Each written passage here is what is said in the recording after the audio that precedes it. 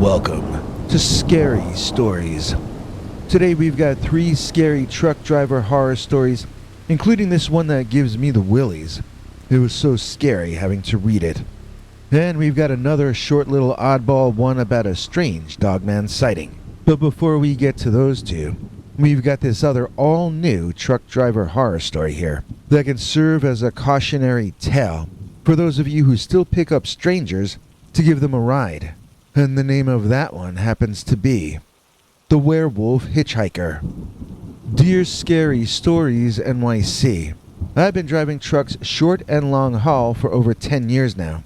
But I tell you one thing that I will never do again, and that is pick up a hitchhiker. This was a year or 3 before the pandemic, and it was winter. It wasn't snowing out, but I remember that there was snow on the ground in most places. I was driving a truck delivering junk food of some kind or another from Minneapolis up to 2 stores, one in Duluth and the other in Superior. I was passing through an area that I guess is near a forest, now that I'm looking at it on a map, but really didn't seem all that rural to me in terms of wilderness or anything as I was driving through it. It did seem kind of far from any place to get food or a place to sleep though, so when I saw a guy alongside the road in the cold winter night, wearing a ragged old fur coat that looked like he sewed it together himself, I took pity on him. I pulled my truck over, letting him climb up into my passenger's seat. This is why I don't drive alone anymore though, but back then my wife used to stay home when I went out. Now I don't even go unless she's available. She's my excuse not to pick up a hitchhiker. That's what she is. And she's my constant reminder of what I have to lose if I'm not careful on the road. I'm too soft-hearted, and I know I would do it again. I'd pick up the next puppy I saw lost in the rain. But this series of events taught me that some puppies can turn out to be dangerous. That's why my wife being in the passenger seat is non-negotiable to me. But this is the story of why that is. So, when this happened, that seat was still unoccupied. I'm already getting scared, just because I'm going to have to tell this story all over again. Okay, where was I? Oh right, I was out in the winter at night in Minnesota, feeling sorry for this decrepit-looking hippie character climbing up into my truck cab, into the seat next to me. He had a headband on, and he looked like he had been hitchhiking in that same outfit since 1969. I told him what my name was, and he kind of bared his teeth into something sort of like a smile. "Oh, that's your name then, is it?" He laughed, and then he just kept on chuckling at his own joke. I began to wonder if he was on something, and I could hear my wife's voice in my head, making me promise her that A, I wouldn't pick up any hitchhikers, and B, I wouldn't get involved in any fights or arguments. I had just broken one promise already, and if I let this guy maneuver me into some kind of quarrel, then I'd have broken both promises at once. Now I didn't want to do that, so I bit my tongue as the hairy guy started asking me if I bought my clothes at Sears or at the Gap. He was dressed in tattered animal skin sewn into an overcoat, but my clothing was being made fun of. I turned on the radio. He laughed at the music that came on and changed the station to static, giggling like he was being very clever. I turned the radio off and he began commenting on how touchy I was, and how defensive, and how many barriers I had up because I must be hiding something, and blah blah blah, all this half-baked pseudo-psychological jargon that might impress a 12-year-old girl, but not a grown man. I was just about to tell him what I thought of his gibberish and his doublespeak when I realized that was what he wanted me to do. And that was what my wife wanted me to abstain from doing. So I said nothing. The hairy guy snickered and asked me if I had promised my pastor in church that I would stay out of arguments on the road. When that didn't get a reaction out of me, he then asked me if I had promised my mommy that I would be good, laughing rudely as he spoke. I took a deep breath, and I turned to look the man in the eyes, which seemed to make him quite happy and excited. "Sir," I began, trying to keep an even tone, "I offered you a ride in the spirit of friendship and goodwill." He reacted like I was an extremely talented comedian, turning in my finest performance. After another deep breath, I continued in a somber tone. "Sir, it is cold out, and snow covers the woods. I'll be happy to bring you to a payphone or some food, and then—" "Wait, let me guess," he said. "Then I have to get out, is that it? Maybe I already know, because maybe that's what the last guy said. And the guy before him. Man, he tasted real good." Okay, that was enough. I slowed the truck down and I pulled off toward the right, which was apparently the funniest thing anyone had ever done, judging by the hysterical laughter with which it was greeted. I told the guy to get out, and he freaked. "You don't get to tell me anything," he said, and it sounded almost like his voice got deeper before that sentence ended. I was alarmed, but I tried not to act like it. But that was when this guy's eyes, I swear, it looked like they were starting to glow or something. And then he started looking like he was becoming hairy on his face, and I couldn't understand what I was seeing. His eyes were different. His face was changed. This was not like anything I'd ever looked at, and it wasn't like a werewolf movie either, so it's really hard to describe. But when his face started elongating to look sort of like a dog or a wolf, I just got out of the cab myself, and I started running toward the back of the truck. Before I reached the back, though, the guy came around from the other side, and when I saw him that time, I was thinking, this is a werewolf. I had witnessed the actual transformation, but I didn't comprehend what was happening until all of a sudden, there was this wolf man running at my face. Well, I turned around and ran back, scooting up into the cab, putting the truck back in drive and slamming on the gas pedal before closing either door, like I was in a Dirty Harry movie or something. I was the one laughing then, for the first time that evening, except when I leaned out to grab my door and swing it shut, I saw a big, hairy, clawed hand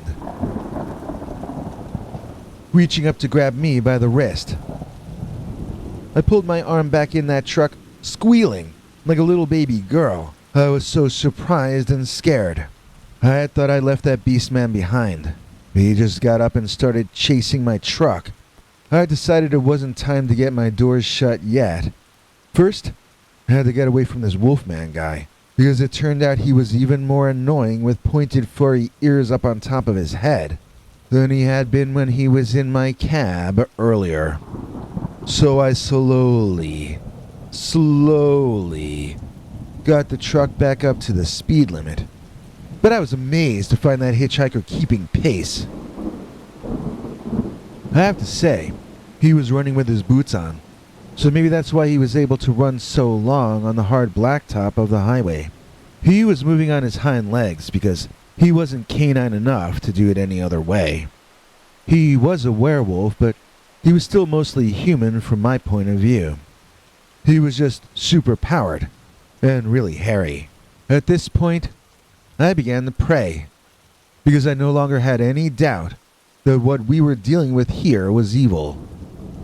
It was hounding me, if you'll forgive the pun, and it was doing it just to amuse itself. Also, it may very well have actually tasted the flesh of the people he tormented before me, as he had bragged earlier. I comprehended that I might not be long for this world, so I opened up that motor, and I drove the fastest I could. That road is pretty straight, and is very flat over there, so if there was ever a stretch in which I had a chance to outrun that hairy devil, this was it. I don't really know when I lost him, but was I ever glad to be driving into civilization again. I tell you, on that night, Duluth was the most beautiful city I'd ever seen. It took much longer than usual to unload the truck, and that made me happy. I still had to deliver some stuff to Superior before I could head back south, and you know what, that was fine with me too. I felt like the longer I was in well-lit areas with other humans, I was fine. It was the dark, lonely drive south to get home that I was dreading. After finishing my second delivery in Superior, the sun was just beginning to come up, and I was feeling very tired. I was actually staring at a sign for a hotel, and wondering how mad my wife would be if I paid to sleep the morning away over there, when I saw a furry figure out of the corner of my eye. My heart jumped, and when I looked, I saw that same ratty, furry overcoat. It was the werewolf.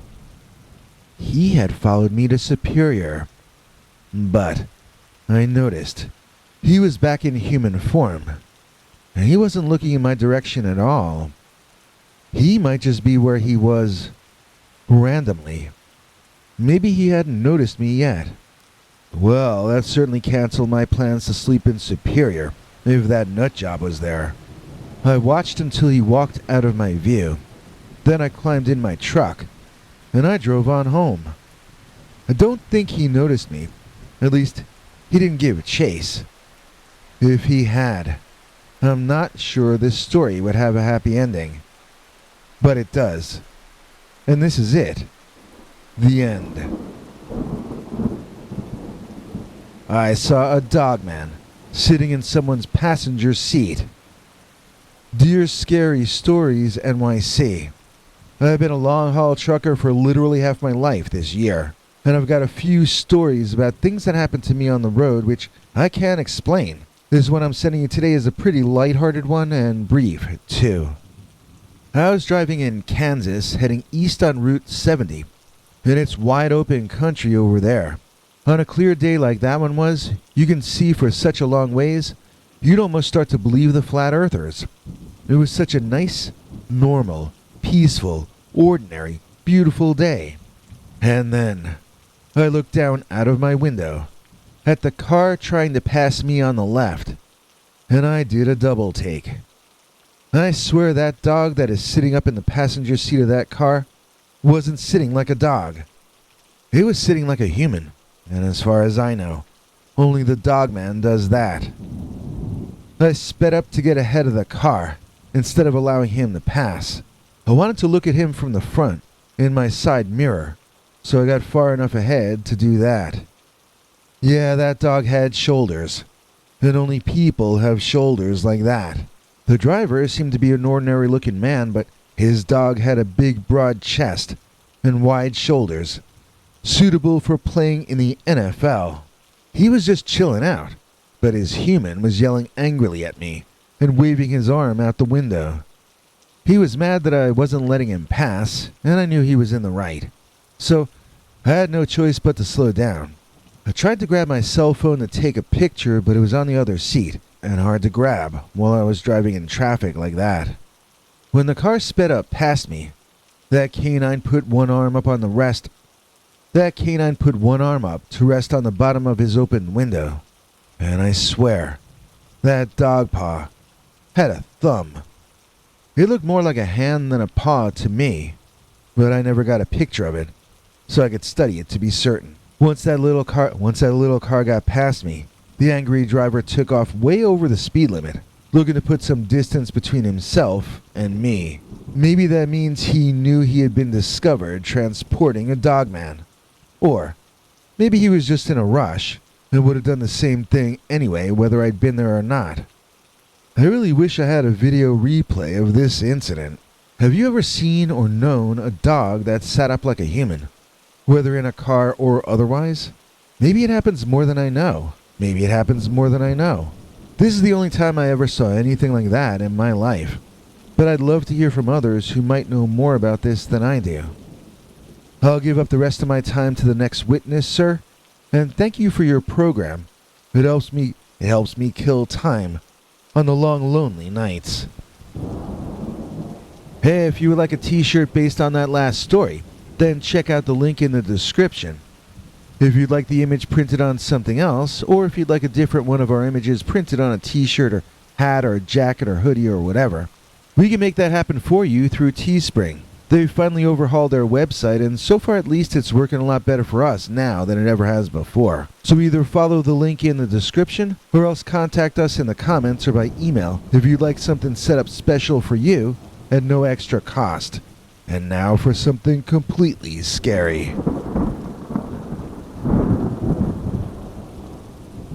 An out-of-this-world truck driver story. Dear Scary Stories NYC. I've been driving trucks across the country for years, but this was the first time I'd ever had a delivery to make in the woods of northern Michigan, in the middle of the night, no less. The James G. O'Hara Parkway is desolate at that time of night, eerily silent, as if nature itself had taken a break. The truck's engine hummed as I navigated the winding road, and the only sound I could hear was the soft, steady whoosh of the wind whipping against the sides of the trailer. I tried to keep myself occupied, humming a tune to myself and glancing occasionally in the rearview mirror. That's when I saw something strange, a faint, pulsating light that seemed to be catching up to me. I tried to ignore it, thinking it was probably just another vehicle on the road, but soon enough, I saw that it was something different. Something inexplicable. The light was coming from a bizarre glowing object in the sky, an aircraft unlike anything I had ever seen before. As it drew closer, I realized that it was chasing me, following my every maneuver as I tried to speed up and lose it. The more I tried to speed up, the more aggressive it became. The light grew brighter, and I could hear a low humming sound that made my skin crawl. As I looked into the woods on either side of the road, I saw that the trees were bending and swaying as if under some unnatural force. Fear gripped me as the alien-looking craft grew closer, and I realized that I might not make it out of this alive. It was like something out of a horror movie. The woods lit up by an otherworldly light, with an unknown force pursuing me relentlessly. It was around 3 a.m., and I was the only one on the road. I had been driving for hours, and I was starting to feel tired. I needed to get away from this crazy aircraft. I was never so scared of anything before in my life. A bright blue light shone down on my 18-wheeler from above, presumably from the craft which had been buzzing me. It was unlike any light I'd ever seen before. It felt both liquid and alive. I could feel my heart pounding in my chest as I tried to steady my breathing. I looked up through the windshield, and I saw the strange glowing craft hovering in the sky above me. I rubbed my eyes, thinking that maybe I was hallucinating due to exhaustion, or maybe I was just dreaming. But no, the vessel was still there. It was a large metallic saucer with pulsating lights around the edges. The blue beam was coming from the bottom of the craft and shining directly on me and my rig. I hit the gas and tried to speed up, but my truck seemed to slow down as if being pulled back. I couldn't explain the feeling that gripped me. It was like being trapped in a nightmare. Another, more brilliant light within that blue light that was shining on me began to move around the cab of the truck, flashing in the mirrors, illuminating my face and the windshield, and then again on the dashboard, as if it were searching for something. I was paralyzed with fear, and I couldn't move. All of a sudden, the craft zoomed off into the sky, leaving me alone on the road. I pulled over to the side of the highway, trying to calm myself down. My mind was racing with thoughts and questions. What just happened? What did that just mean? Was I visited by extraterrestrial beings? I don't know if that craft was piloted by some lunatic millionaire, or some military guy or what, but I couldn't shake the feeling that something out of this world had just occurred. The rest of my trip was filled with unease but I eventually made it to my destination.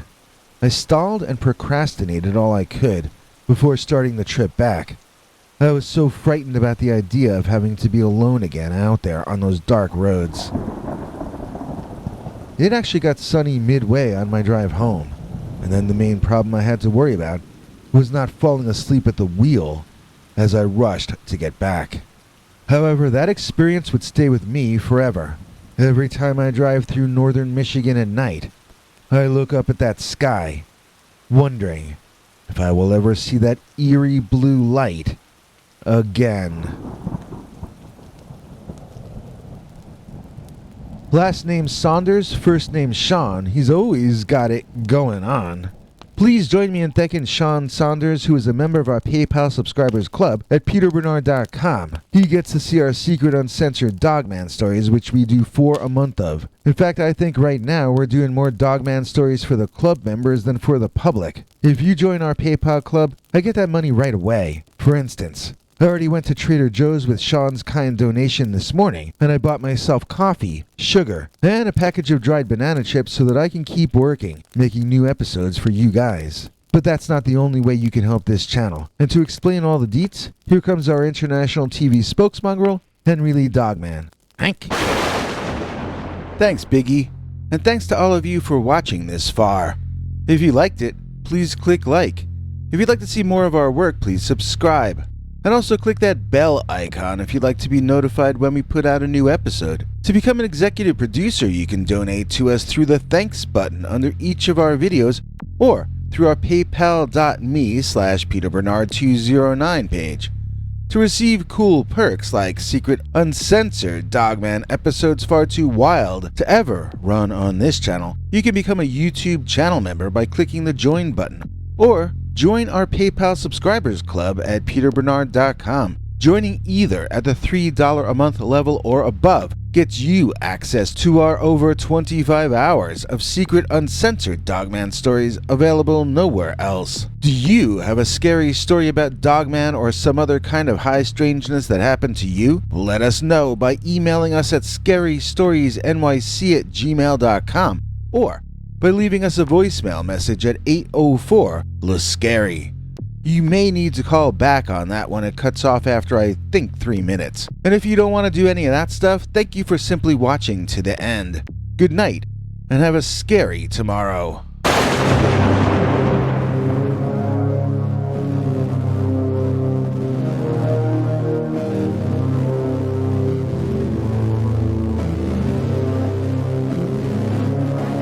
Come back for more scary stories.